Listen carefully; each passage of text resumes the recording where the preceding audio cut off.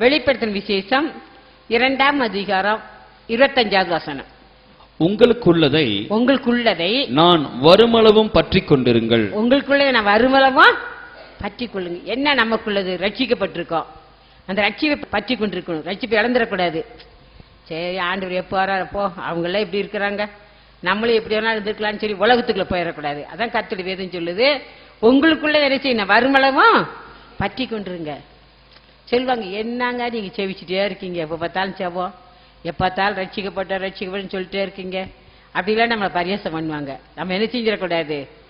நமக்குள்ளதை என்ன செஞ்சிருக்க? இழந்து போகாம அதை பற்றி கொண்டு ரட்சிக்கப்பட்டிருக்க ரட்சிப்பின் வஸ்திரத்தை என்ன செஞ்சிடக்கூடாது?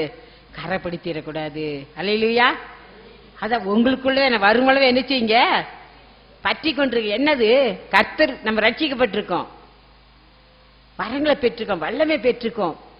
அதை நம்ம என்ன செஞ்சிடக்கூடாது? என்ன செஞ்சிடக்கூடாது?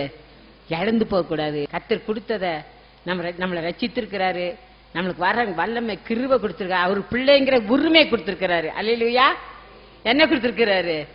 அவருடைய பிள்ளைங்கிற உரிமை கொடுத்திருக்கிறாரு. வாசி பாருங்க, ரோமர்கள் நிருபம் 8ஆம் அதிகாரம் 17வது வசனம். நாம் பிள்ளைகளானால் சுதந்திரமாமே. அதுக்கு அடுத்து வசி சுதந்திரம் அவருக்கு உடன் சுதந்திரமா இருக்கு. தேவனுடைய சுதந்திரம் கிறிஸ்துவுக்கு உடன் சுதந்திரமாமே. நம்ம எப்படி இருக்கோமா? இப்போ கிறிஸ்துவுக்கு உடன் சுதந்திரமா இருக்கிறோம். இந்த சிலாக்கியத்தில் இழந்துடக்கூடாது. அதான் சொல்றாரு, நான் வருமளவும் உங்களுக்குள்ளதை என்ன செய்யாதீங்க? இழந்துடாதீங்க, பற்றி கொண்டு இருங்க. என்னத்தை நம்ம என்ன பற்றி கொண்டு? நம்ம கர்த்தருடைய பிள்ளை, கர்த்தருடைய சுதந்திரம், நாம் ரட்சிக்கப்பட்டிருக்கோம். அந்த வர்றங்களை வல்லமைகளை ஒரு நாள் இழந்து போகவே கூடாது.